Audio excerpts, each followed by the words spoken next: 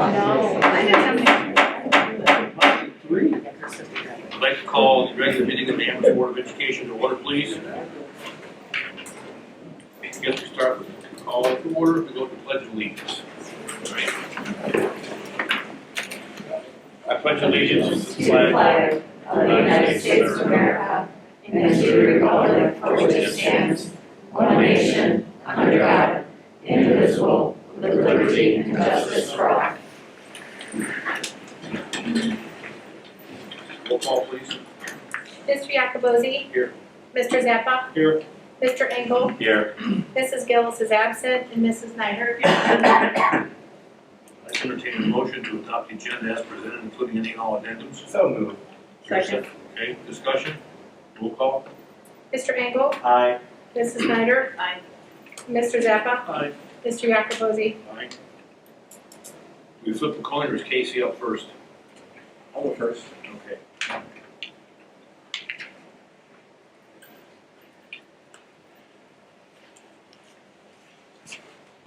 Good evening, everybody. Hi, Hi, Casey. How's it guys? Good. I don't know which way to present, so I guess I'll do my best here. But You put your back to us. well, obviously we had a great winter.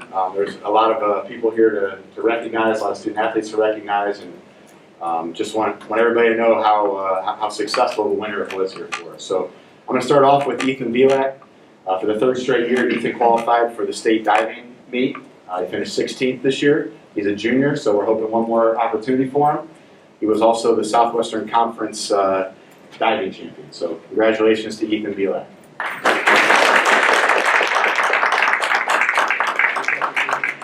Any questions for Ethan? Okay, thanks. If I can have the bowling teams come up next, please.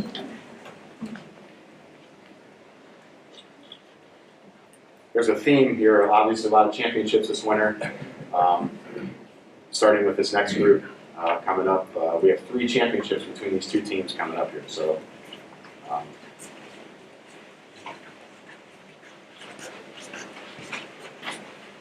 so we have both our girls and boys bowling teams here.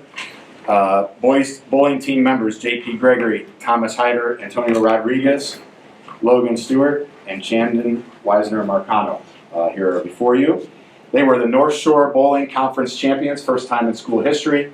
Their banner's on the way. It's one of the new banners we're going to put up in the gym. They also won the North Shore Bowling Conference tournament. And congratulations to their head coach, Steve Taylor, who was named Southwestern Conference Coach of the Year.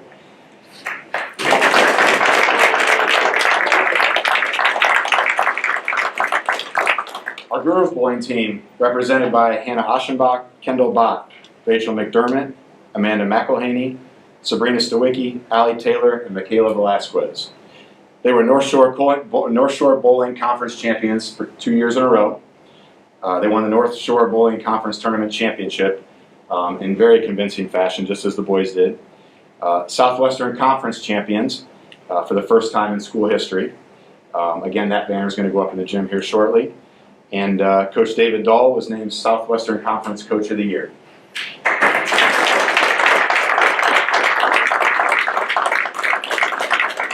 So congratulations to our bowling teams. Any questions for the bowlers here? No? Okay. Thank you very much for coming, guys and ladies. Thank you. Congratulations.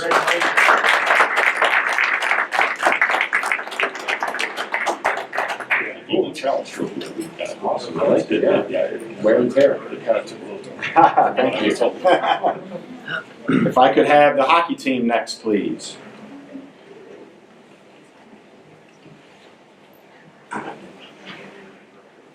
I walked in and said, these guys know exactly what this is all about. And they've been here a couple years in a row.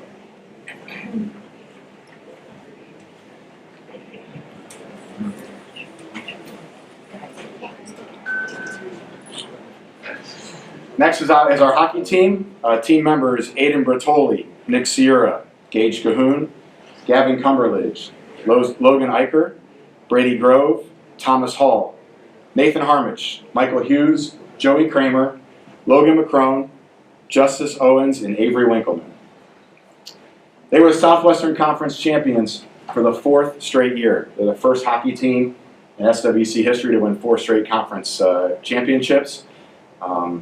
and kind of a little preview going forward, that's going to stay that way for a long time coming. But congratulations to those guys on 4 straight SWC championships. Brady Grove was named Southwestern Conference MVP. Brady Grove and Nathan Harmich, both seniors, were voted to the North team of the Ohio State All-Star Game, and that is voted on and selected by the coaches from around the state of Ohio. Michael Hughes, obviously a unique circumstance, but needs to be recognized. He was named a National Merit Finalist. So congratulations to our hockey team and these student athletes.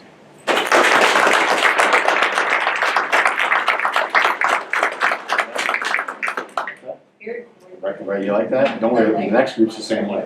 Congratulations, guys. Good job.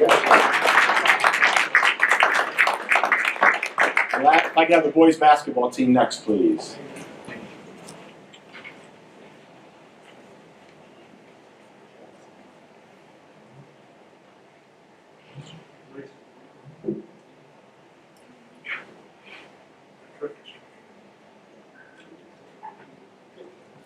So again, between the 5 teams we brought forward, we have 4 teams we brought forward, we have 5 conference championships. So this group is no different. And we had some that just came from baseball practice, but we're glad they're here.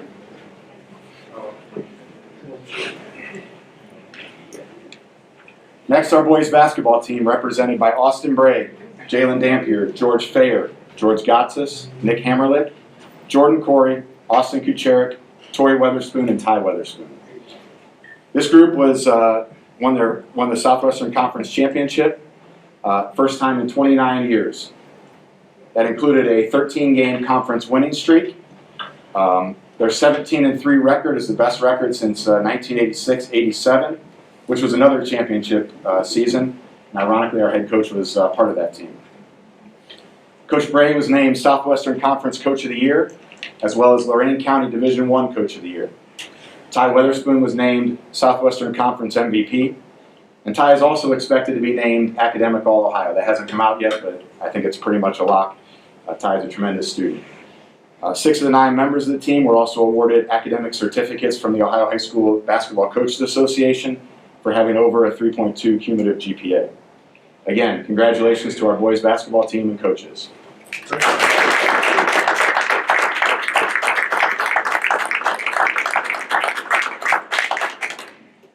Thank you very much, and I guess I'll turn it over to Andy. I apologize, I wear a yellow shirt like Andy. Not quite my personality. We appreciate it. Human highlighter. Casey, can you reiterate how long it's been since Coach Bray was in high school? Just for the boys. I won't, because Hi, how you guys doing? So when I was thinking about who we were going to present to tonight, you know, we always do some students, and then we always do some staff, and I thought, man, we are 1 year from when the governor so wisely shut down schools without forewarning that it would be totally appropriate to honor just some teachers. And that's not to say we don't have students doing great things in our building. We're really fortunate at the junior high to have some really amazing students. But when I thought about the last year and where we've been and how our teachers in our district and our building specifically have responded to the needs and the wants of the community and the wants and needs of our students, I thought about Team Polaris immediately. So I'd like to invite up Team Polaris. It's Katie Ennis, Brian Sispansky, Cindy Giacobi, Wendy Kirshner, Sandra Malat, and Kelly Funderburg. And we also have our paraprofessional. Depending on when you met her, she's either Mary Anna Hines, which is how I met her, but our staff has turned her into Mary Anna. So you guys know I usually like to wing it, but they've done so many amazing things that I want to make sure that I don't miss them. So a couple of things that really go above and beyond that these guys have done this year, and these guys work with a lot of our struggling learners in the 6th grade. They've done bags of clothes at Christmas for a student in need. Multiple times this year they've done groceries for students who didn't have enough, or they've done gift cards. They gave a student a backpack. They had a student on their team who moved and lost all of his school supplies. So they quickly got together a backpack and supplies and things like that for the student. Zoom links for quarantined students who were at home so they could join into the ELA class. touching base with all the kids who are quarantined each day just to make sure they're caught up, because those students aren't getting direct instruction every day when they're quarantined at home, but constantly making it a part of their day to touch base with those kids. They created a rewards day. One of the things that I think has really helped their kids is this team has embraced the team attitude at the junior high this year. We went to teams to kind of limit the amount of cross exposure or exposure to the kids to each other at the beginning of the year because we didn't know what it would look like for kids our age. And so we went to teams, and these guys really embraced the team attitude and our team competitions. They even had a football helmet, right? So they gave their own weekly award to a kid on their team that was participating in the team activities and that was displaying, you know, kind of what we believe at the junior high to be model students. I think the most important thing, though, and the thing that really touches my heart about these guys is they meet kids where they're at. I'm gonna get a little choked up because this means a lot to me, but I love this about these guys. They met kids where they were this year, and for our kids this year, that was 100 different places for the 107 different kids on their team. Right? They met them where they were at. They brought joy every day, even though they were also going through a pandemic. They were dealing with family stuff. They brought joy every day, and they made learning accessible to kids who have numerous hurdles. And they did it with a smile on their face, and they did it together as a group. And you guys, I just want to tell you again that I love you guys for that, and I love what you've done for our kids this year, and I appreciate it. And that's why tonight I just wanted to solely focus on these guys, because it means a lot to me what they've done. So, Team Polaris. Great. To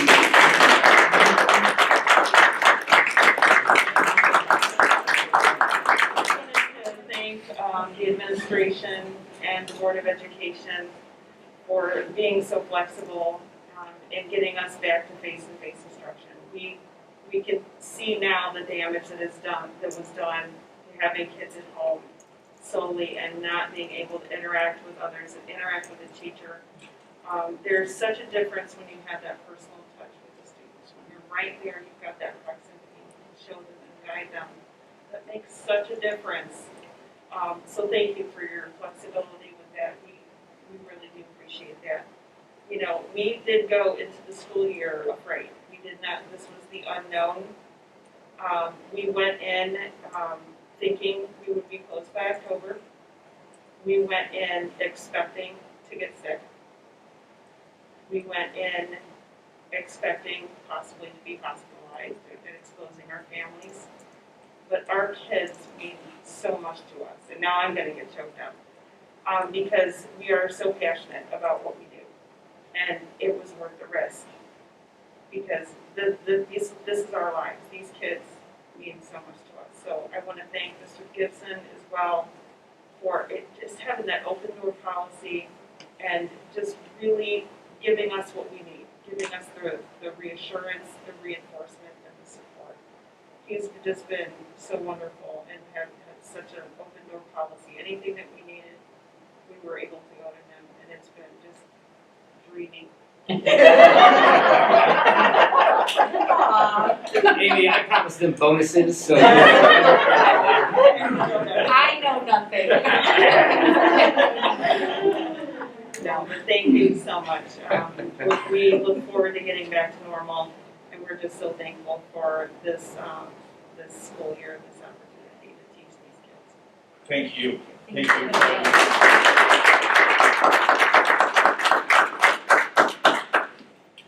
To give us a second.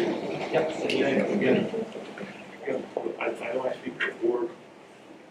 Thank again to the teachers, because you guys have done an incredible job. I mean, when you look at around the country and see the stuff on the news about schools that they can't figure out what to do, these guys are a model for what everybody should be doing.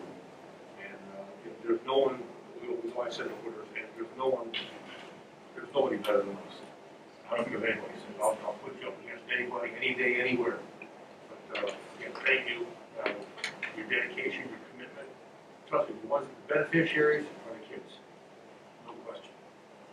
Some of the parents maybe too, still. Thank you very much. Okay? Thank you. Thank you.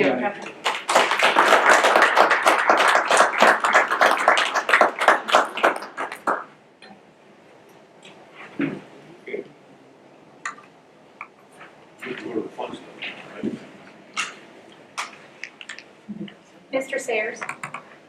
want to reverse the order this afternoon? No, we're fine, yeah, we're fine. No, go ahead. Did anybody sign up to address the board? No, No, I sir. just Nobody checked, I did didn't not. see anything.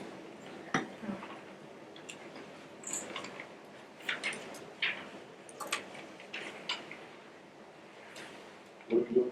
Yeah, no, go ahead, Amy. Amy, Okay. We have other things to cover this evening, so, I won't be giving a treasurer's report this evening. Next month, obviously, we have a 5-year forecast, so we'll be going into great detail, next month. So this evening, there are really just, normal standard things on, my recommendations.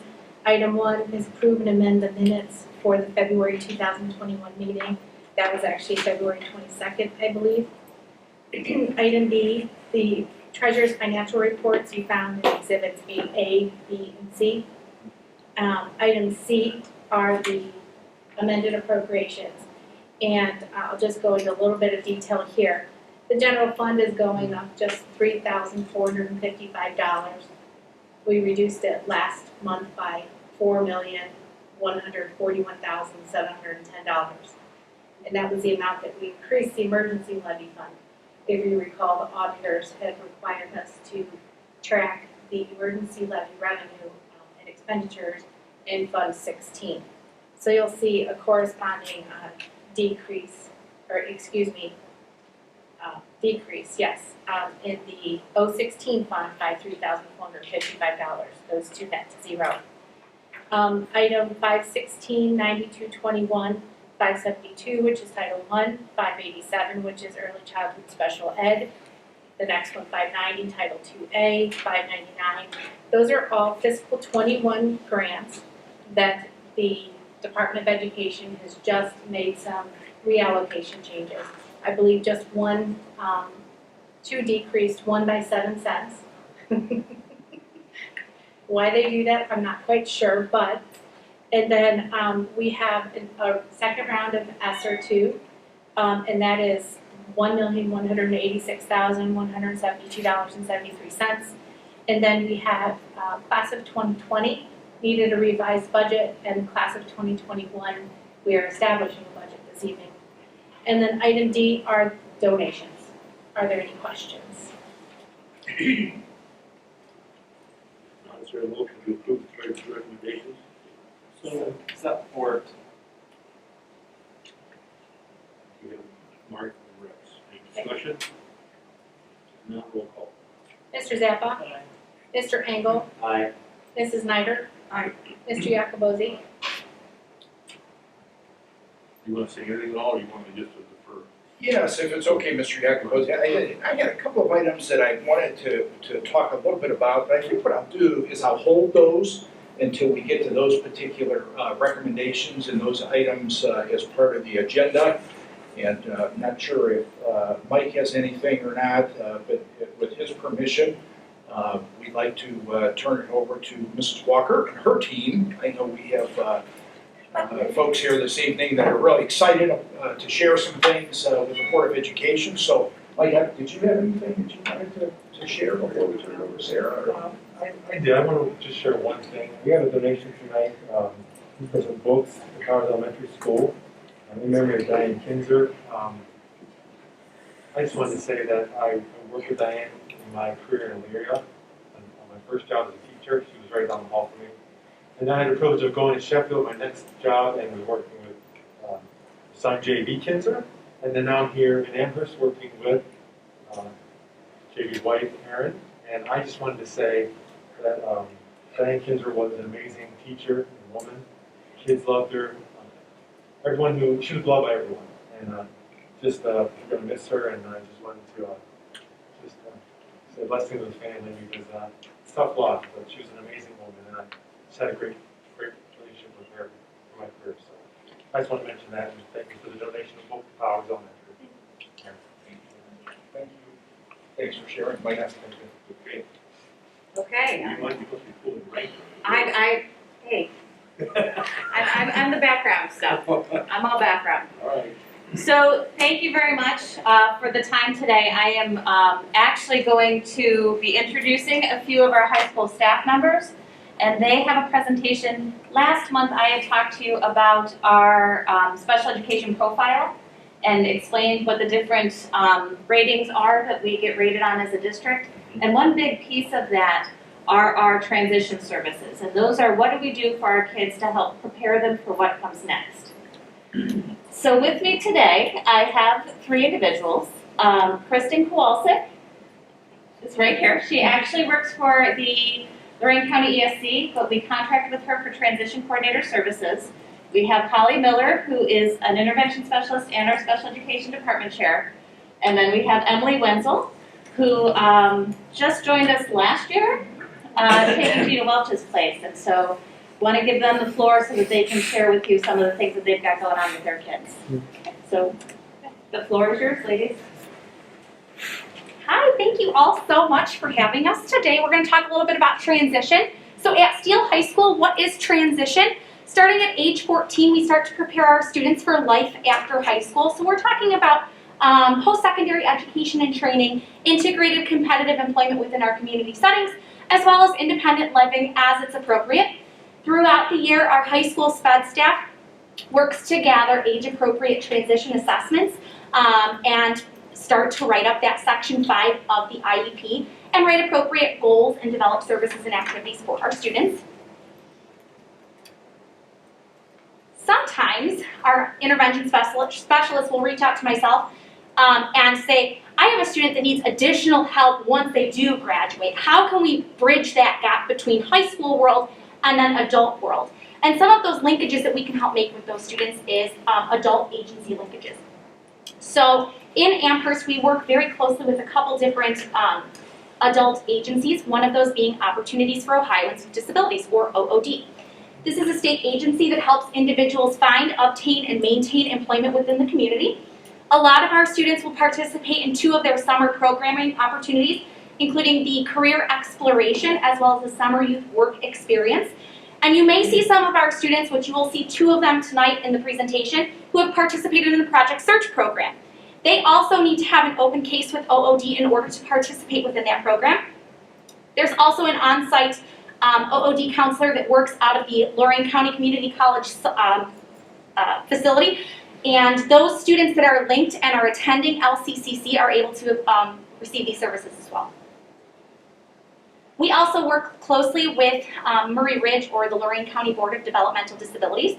If students are found eligible for services, they can help with assessing needs for independent living, developing and modifying service plans, establishing a budget for county board funded services, assisting individuals choose service providers, etc. It goes on and on.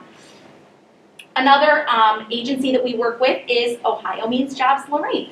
They have a comprehensive case management program for our students, and it's kind of like an incentive program. So where OOD has the ability to work with providers and provide maybe job coaching services for some of our students, this agency would help and link our students with maybe a mentor within the community, and then they would be working to find jobs within the community with an incentive program. So where does transition start? We always start with person-centered planning and then backwards plans. We work at the end and then go backwards. So typically we'll work with our families and our team and we'll say, where do you want to be after you graduate? What do you want to be doing once we graduate? And then we kind of taper our way backwards. Sometimes we will schedule individual meetings with families as needed. So for example, Ms. Wenzel and I were meeting with a family today, and then we had to reschedule another transition meeting for later down the line to begin that backwards plan process. So we're looking specifically at the students' preferences, interests, needs, and strengths, and then help develop those goals together. So specifically at Steele, we offer a continuum of special ed services. These can be anything from a functional life skills curriculum to resource classes, co-taught and supported classes, co-served classes, general ed classes, and we also have students who are taking college classes. Each of these students participate in transition services at all different levels. It can be in-house and it can be an out-house, or it can be a mix of both. Where do I come in? The district has me, a transition coordinator, who's able to help in coordinating these services. linking families with adult services, helping build work-study opportunities, recruitment with the JVS, backwards planning, facility tours, career assessments, visiting the JVS and LCCC, tracking work-study, helping to collect the AATA that I was talking about earlier, and attending different trainings focused on transition and pushing that out to our intervention specialists. We do have a large number of students who attend the Lorraine County JVS. There's lots of different programs there. Specifically, like with Ms. Wenzel's group, we have 3 different one-year programs that we'll see our students attend quite frequently. They participate in labs as well as academic classes. They're able to earn industry-recognized credentials, participate in internships, etc. Those are 2 of our previous Amherst students. And then Ms. Wenzel. Yeah, so I teach more of the functional life skills group. So my students have a little bit more needs, and after high school, they'll likely either attend a further job training vocational program, or they'll go straight into the workforce.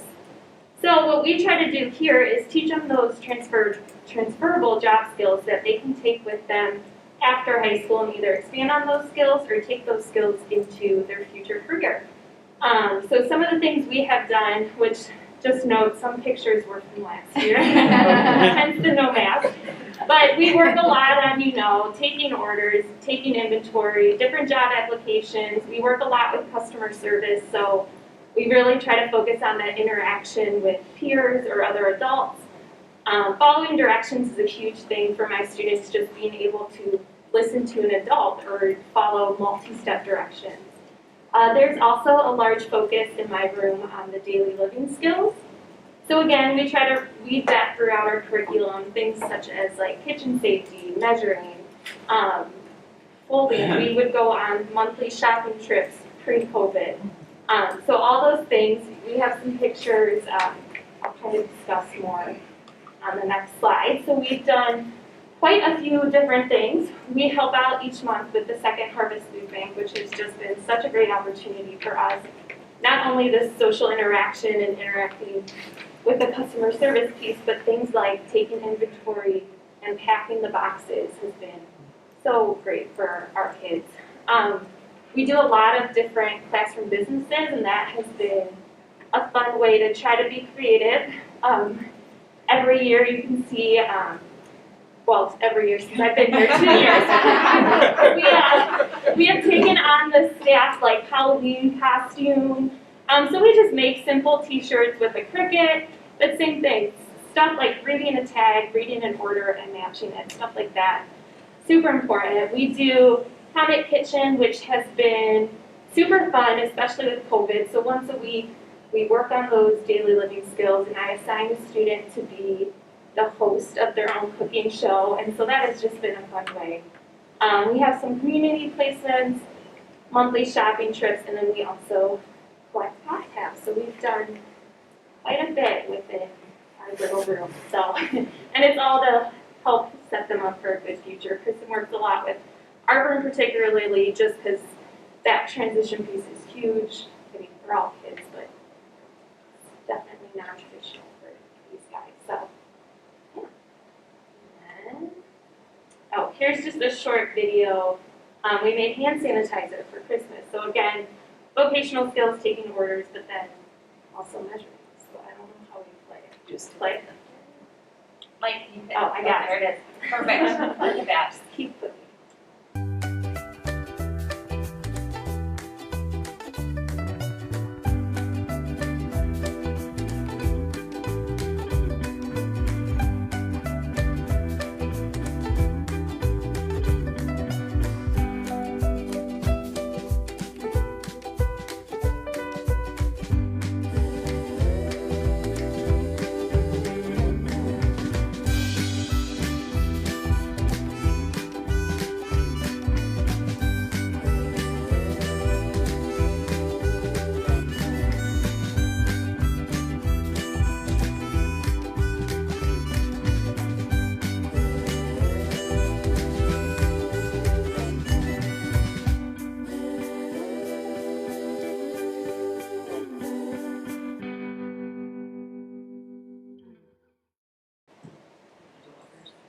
Yeah, so one of the other classrooms that we work heavily with, or I work heavily with, is Colleen Walker's room, and she was unfortunately unable to be with us today, but she has Walker's Workshop, which is an awesome in-house transition community, right? So she has the copy center, she utilizes special projects, they shred paper, they do all sorts of things. This is one of our students, Jeremiah.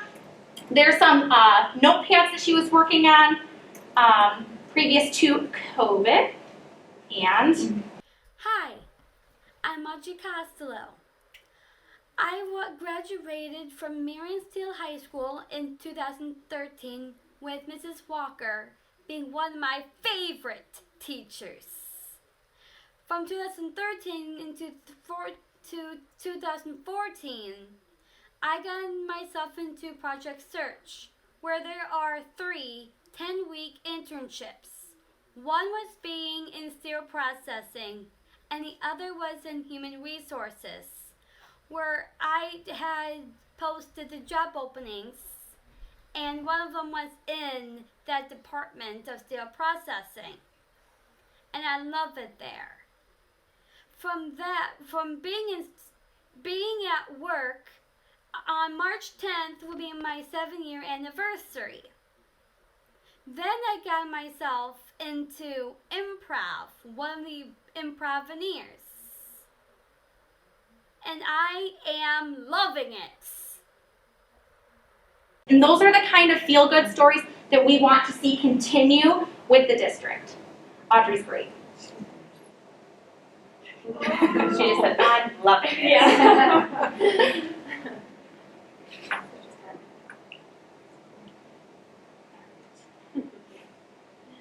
So work-study placements.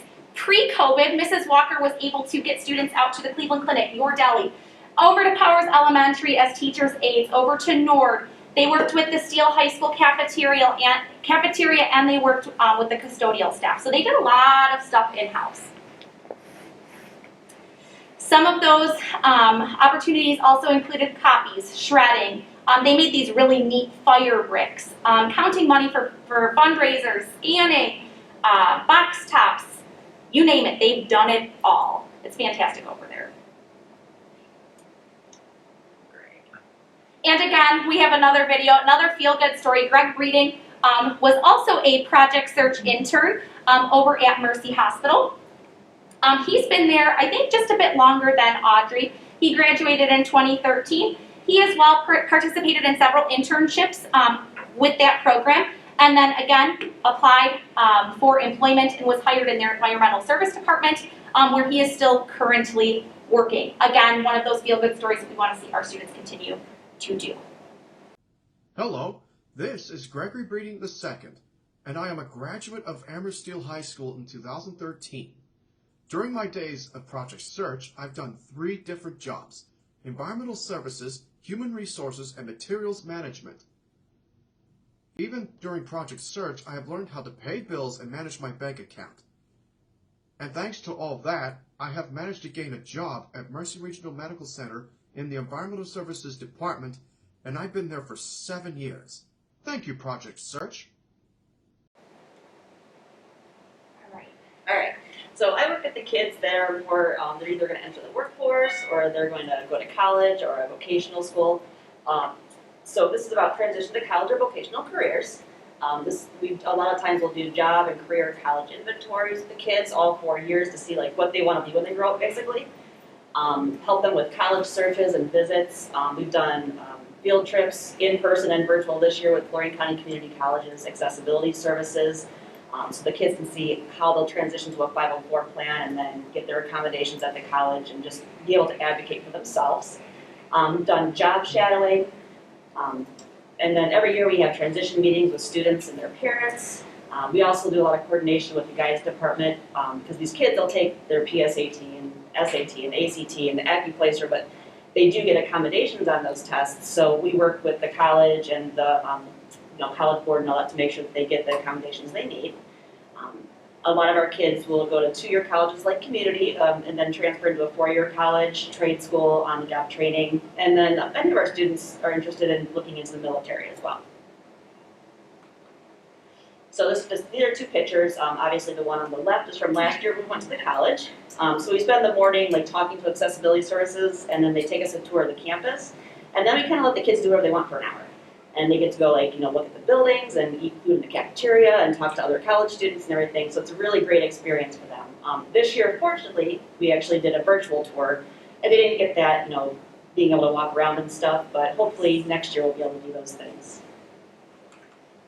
And then this was from last year. One of our students, Zach, he's a senior this year. He wants to go into meteorology.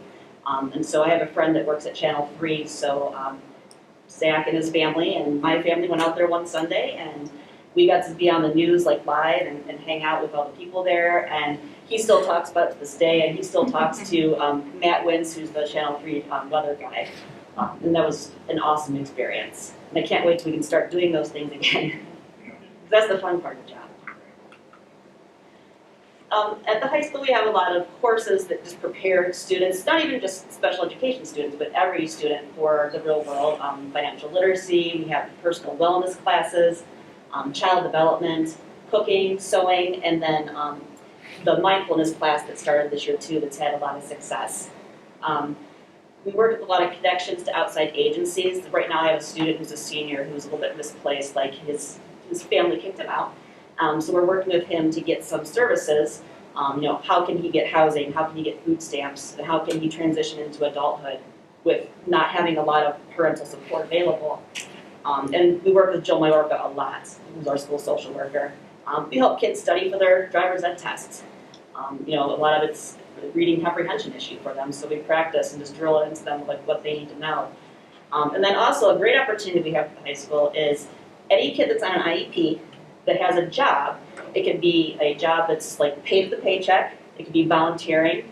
It could be mowing grandma's grass every day or something. You know, for 120 hours they work, they get 1 elective credit towards graduation.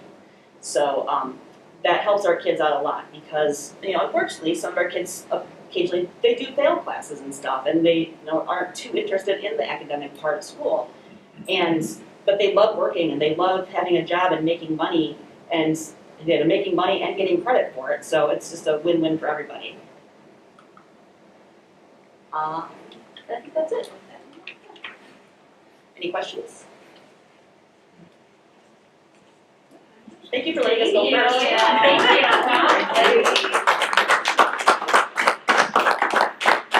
you. Welcome. Very good, thank you. Yes, Good to know- great. good to know Thank we're you. doing good things. Great Yes, stuff, absolutely. great stuff. Okay. Mr. Ringo, can you top that? I don't have any intentions of trying. I'm just waiting to see what Mike does next month to top that. Because Sarah stepped the game up. She was tired of always having the bad stuff. Right. So, Well, I'm sorry, but nobody puts baby in a corner. Like, it's my month next month. It's May. It's forecast. I don't know if the forecast is Bring your gonna be no-dos. okay, the JVS. Just a few things I'm going to tell you about tonight. Things are moving right along. We talked a little bit last month about the visitation. We know that Amherst was high on the numbers with visitation. Year to date, as of May 5th, when we got our update for May, there were 849 high school applications that had been completed for next year, which is right on pace for where we were last year at this time. We're doing something new this year. We're planning 2 8th grade recruitment nights, which is this week, 29th, and next week, 29th of March, and 30th of March, to boost 9th grade programming throughout the 13 schools that is represented by the JVS. We're also having our annual signing day. Signing day at the JVS is a little bit different than signing days that we have here at the high school. Because these signing days are for people who've accepted full-time employment after graduation, so that will be happening on May 4th. We've also introduced some new adult ed programming that is going to be rolling out, and some new courses there with auto repair for the adults. We're working on launching the summer internship program back this summer. Last summer, of course, that didn't happen, so that is in the process of being ready to be launched. So if any of you have some jobs or know someone, certainly let the JVS staff know that you know some places that they could put someone in different disciplines that they're studying. The JVS will be getting ready to celebrate 50th anniversary here, so there's a lot of emphasis on how we're going to do that, and hopefully sometime next fall that will be out. We know that manufacturing is a huge need for folks to work in manufacturing, so we're in the process of developing and branding a new video for manufacturing sector in partnership with all of the manufacturing liaisons from that perspective. And we're working on what kind of a senior celebration will be happening and what type of recognition ceremony will be happening this year as well. So there's been no decisions made about that, exactly how we'll do that. Do you have any questions that I could answer for you? All right. Thank you. You're welcome.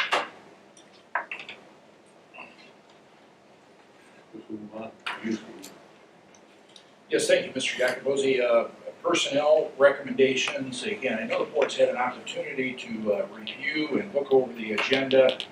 You see here some retirements, some resignations, two of our head coaches. In fact, speaking of resignations, I did want to mention that Lori Kogan, as you know, long-standing, very successful volleyball coach here at Amherst. James Brady from the Chronicle wrote a very nice story. It was in today's paper, so certainly would encourage you to check that out.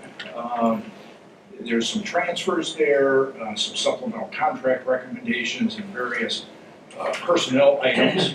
With that, we'd like to recommend approval of items 11A through 11H. For a motion? So moved. Second, wait a second. Mark, discussion? Roll call. Mr. Engel? Aye. Mr. Zappa? Mrs. Snyder? Aye.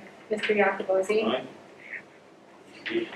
Educational recommendations, you see 4 items there. Item A is our contract with Lorraine County Public Health for school nursing services, and we've been advised by the health commissioner that we can plan for a normal 2021-22 school year. So our nursing staffing levels will return to pre-COVID levels. Obviously, if something changes, something unforeseen happens, we'll adjust accordingly. Same thing with item B, moving forward with the planning of various field trips.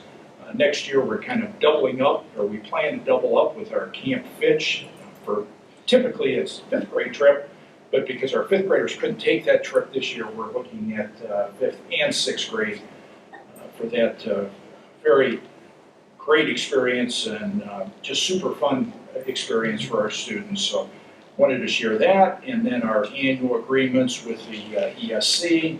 And in item D, I did want to comment on this and just to bring you up to date in terms of where we're at right now.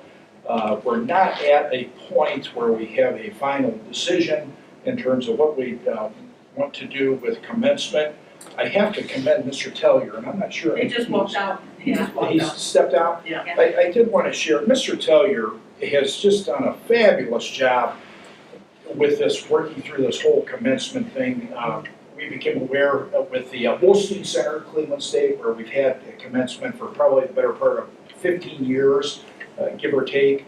Once we received that information, he started exploring multiple options. I know he has looked at our stadium. He's contacted the Crushers Stadium. I think he may even have contacted Progressive Field, looked at that. He's also contacted and toured the Rocket Mortgage Fieldhouse and probably some others that I'm not aware of. But just looking, and of course there's a lot of variables that play into this, what's available and when, and cost, and what they can accommodate, what they can't accommodate. So where we're at this point is I believe that Mr. Tellier has it narrowed down to either commencement here at the stadium or at the Rocket Mortgage Fieldhouse. And of course, there's advantages and disadvantages to both. And we're working through those things, still waiting for some information, some pricing information. We have costs, obviously, we're gonna be here at the stadium, we have staging and sound systems and those types of things. We have costs at the Rocket Fieldhouse there in Cleveland. And of course, one, you have weather things to concern yourself with, the other one you don't. So there's lots of moving parts, lots of variables that have to be taken into consideration. I know Mr. Tellier is waiting for some information about parking and how that would work with the Cleveland location. So as I say, we're not at a point where we can make a decision at this point, but with your permission, we submitted this recommendation that would give us the latitude to enter into any agreements that we would need to make in order to make commencement happen this year in a more normal fashion, whether it be here or whether it be at the venue in Cleveland. So that's the rationale behind the recommendation there in item D. And with that, I would like to recommend approval of items 12A through 12D. So moved. Support. Discussion? Roll call. Mrs. Snyder? Aye. Mr. Engel? Aye. Mr. Zappa? Aye. Mr. Yakubowski? Aye. Mr. Street? Yes, we have 3 items here in the business recommendation section. We have a summer project list, which I think is attached there. A somewhat scaled back version of summer projects this year. As you're aware, we've really focused on upgrading our transportation fleet and looking at some other areas. So we have kind of a scaled back list of summer projects. I will share that our Buildings and Grounds Committee, Mr. Yakubowski and Mrs. Gillis, have reviewed this list. Mr. Grimmett and I have submitted and recommended that this be included on tonight's agenda, so I wanted to share that. We have internet service contract, which, I just want to share, Mr. Pactel has done a great job with his leadership and technology. This contract, as I recall, I think is about $20,000 less than our previous contract, so certainly that's good news. And then the last item is another one that I wanted to speak to in a little greater detail. This is obviously a recommendation that we don't see all the time, but wanted to recommend that the board approve a resolution that would allow us to enter into an agreement for professional design services through the GPD Architect Group. And fortunately for us, we're a member of the Ohio Schools Council, and one of the benefits of being a member of the Ohio Schools Council is that they work through the bidding process and they do the due diligence, which saves us time and money. For example, they help us with bus purchasing. Rather than we go out with the specs and solicit those bids and go through that process, they do it for us and they obtain those best prices. Well, we found out, Amy has done a lot of good background work, that they have went through that process with professional design services. And they have selected GPD Group, which the board is obviously familiar with from GPD and their work that they did on the New Powers Elementary building. So they are the firm that has been selected by Ohio Schools Council to essentially be their provider of professional design services. So the rationale for this recommendation is that we believe, we've had some conversation in our Transportation Committee, Mr. Zappa, Mrs. Gillis, that this is an appropriate time for us to start planning and exploring the possibility of upgrading or updating our transportation facility. As the board is aware, we've made some significant investments in upgrading our fleet in the process of developing a 5-year plan. And one of the things that we've kind of had in the back of our minds for the past 3 or 4 years is that once we finish the building project, the elementary school project, that we hope to be able to do something and update our transportation facility. Whether that be a renovation or building new, on this location or a different location, obviously that remains to be seen. We have a lot of work to do. But this is something that financially, where we were, as the board is aware, a year ago, in a very sound and stable financial position. We've been spending many years building reserves, and again, in the back of our mind, with the idea that we could do a project like this without a ballot request. That's been what we've been thinking, and that's what we've been hoping to do. Well, we've kind of had to put that on hold for the last year. We've talked about how we thought this was going to be a very challenging year for us, with revenues going down and expenses going up. But fortunately, very fortunately, things have not turned out nearly as bad financially for us as what we had originally thought. Our state cuts are not as bad as what we anticipated. Our local revenue is higher than anticipated. We've received some stimulus funding, which will offset the increased cost of additional staffing, substitutes, cleaning, those types of things this year. So financially, it appears as though we are in a very, very good place as we start to look to the future and plan for 21, 22, and beyond. So we thought, in talking with the Transportation Committee, that this would be a good time to start to explore the possibility and look at what do we want to do and how do we want to go about updating our transportation facility. It's obviously a big part of our operation. Without transportation, we don't get kids to and from school. We don't get them to athletic events and music concerts and band competitions and all those kinds of things. And so I think it's important that we look at this potential project. So I wanted the board to kind of have that background and that rationale for this recommendation. With that, I would like to recommend approval of items 13A through 13C. Is there a motion? Is there a second? Second. Discussion? Roll call? Mr. Zappa? Mrs. Snyder? Mr. Engel? Aye. Mr. Yacob? Aye. Entertain a motion then to go to executive session.